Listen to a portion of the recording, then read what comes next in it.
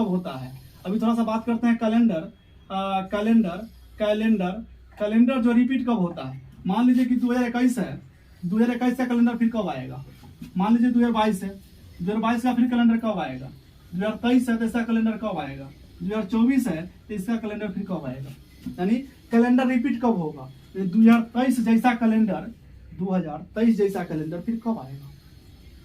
कैसे निकालेंगे 2023 जैसा कैलेंडर कब आएगा। तो ध्यान देना है कि 2023 जैसा कैलेंडर फिर कब आएगा। तो आपको फिर काम वही करना है कि लास्ट वाले को यहाँ 4 से भाग देना है। इसमें क्या करना है, इसमें 4 से भाग देना है।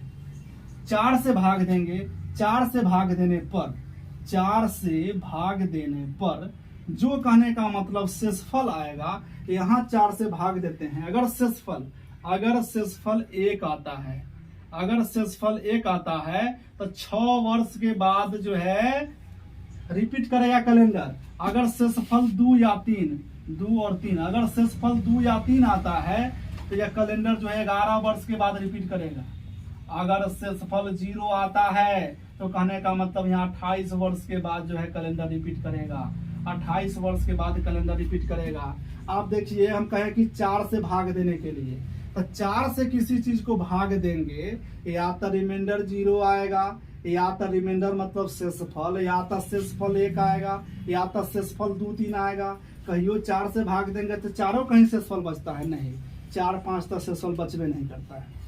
हमेशा शेषफल जो होता है ये भाजक मतलब डिवाइजर से कम होता है।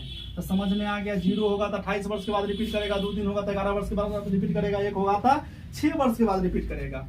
अब भाग देना है 4 से, तो क्या कि 4 से सौंसे से भाग देते, नहीं 2 डिजिट को भाग देना है, सबके नहीं 2 डिजिट को भाग देंगे 4 से। तो 4 से भाग दीजिएगा, 4 5 20, 4 5 20 तो 1 बचेगा ना इसका रिमाइंडर।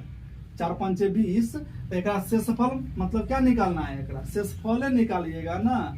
यानी 4 से भाग दीजिएगा, शेषफल निकालना है।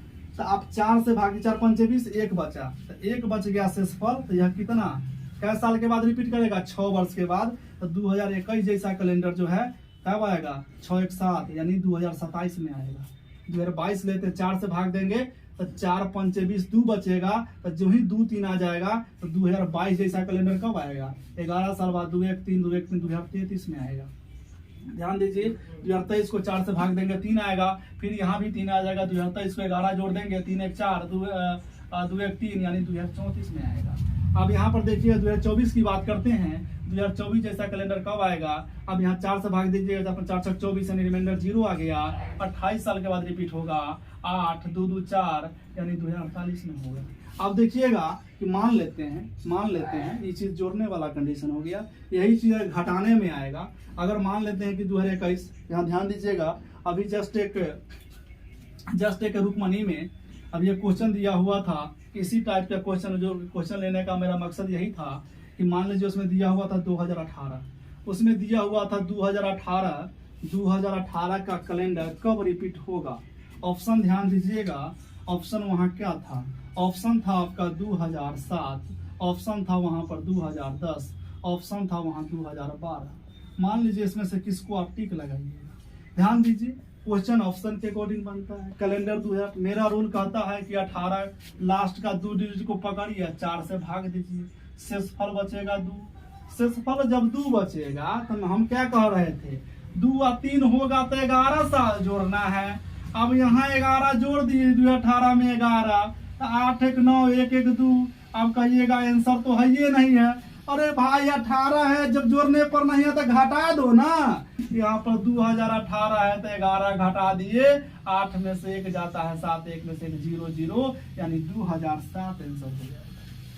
जोड़ नहीं सकते हैं तो घटा, या तो जोड़ दीजिए घटा दीजिए, यही कैलेंडर है। ध्यान दीजिएगा, जब ये पीछे लिखे हुए थे, जब इसका शेषफल 0 आएगा, 28 साल के बाद रिमाइंडर, 28 साल के बाद कैलेंडर रिपीट करेगा। 1 आएगा तो कैलेंडर जो है 6 साल के बाद रिपीट करेगा कैलेंडर। अगर शेषफल 2 या 3 आता लिख दिए, पीछे 2 3 होगा तो 11 वर्ष बाद कैलेंडर रिपीट करेगा। यानी अभी हम लोग देखे कैलेंडर